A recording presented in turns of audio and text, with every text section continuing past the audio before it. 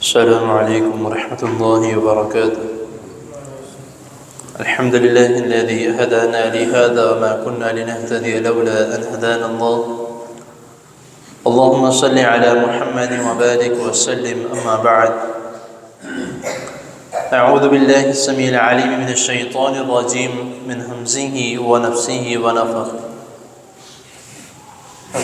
أياما معدودات فمن كان منكم مريضا أو على سفر فعدة من أيام أخر وعلى الذين يطيقونه فدية طعام مسكين فمن تطوع خيرا فهو خير له وأن تصوموا خير لكم إن كنتم تعلمون.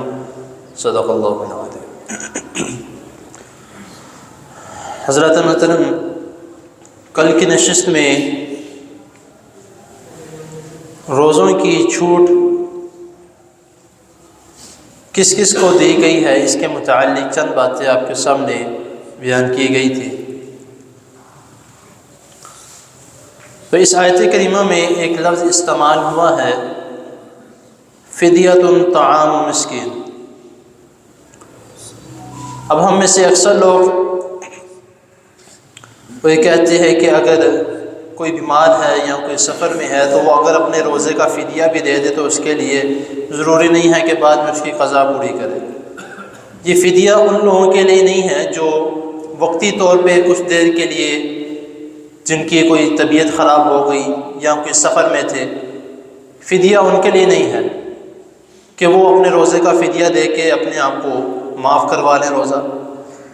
فدیہ ان کے لیے ہے جو مستقل بیمار ہیں یا ایسی بیماری ہے جس کی وجہ سے وہ روزہ نہیں رکھ سکتے، ان سے رکھا ہی نہیں جاتا، اگر رکھنے کی کوشش کریں تو پورا نہیں کر سکتے.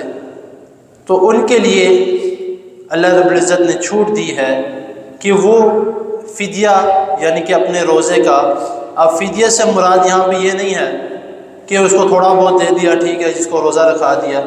فدیہ وہی دینا ہے جس طریقے سے آپ روزہ رکھتے ہیں. یہ نہیں کہ خود گوشت کھا رہے ہیں، خود چکن کھا رہے ہیں تو اس کو دال جتنا دے دے کہ چلو کافی ہے.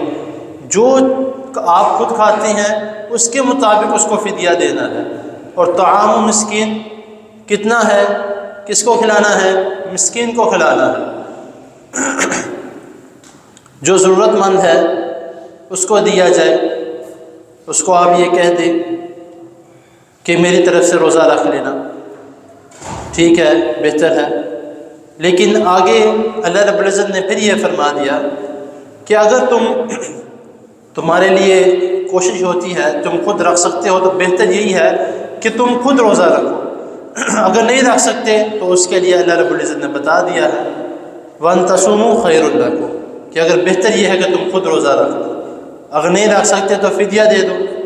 تو ہمارا جو ہے جو ایک کانسیپٹ ہے کہ فدیہ دے کے روزے سے جان چھوٹ جاتی ہے، تو ایسا نہیں ہے. جو رکھ سکتا ہے اس کے لیے لازم ہے، جو نہیں رکھ سکتا اس کے لیے فدیہ ہے. تو باقی اللہ تعالیٰ کی حضور دعا ہے اللہ تعالیٰ ہمیں خود رکھنے کی توفیق عطا فرمائے. ہمیں ایسا موقع ہی نہیں اللہ تعالیٰ آنے دیں کہ ہم کسی اور کو رکھوائیں اپنے بدلے. یہ نہیں، رکھوانا لازمی چاہیے، اچھی بات ہے، رکھوانا چاہیے کسی کو، اپنے بدلے کسی اور کو رکھوانا. اللہ تعالیٰ ہمیں اس طرح کا کوئی موقع نہ آنے دے. ویسے اگر اللہ تعالیٰ نے دیا ہے تو فمن تطوع خیرا، جتنا ہو سکے اللہ تعالیٰ کی راہ میں خرچ کرے. اللہ تعالیٰ کی راہ میں لوگوں کو روزہ رکھوا سکتے ہیں، کوئی مسئلہ نہیں ہے. تو اللہ تعالیٰ کی حضور دعا ہے اللہ تعالیٰ ہمیں جو سنا ہے اس کو سمجھنے کی اور اس پر عمل کرنے کی توفیق عطا فرمائے. جزاک اللہ.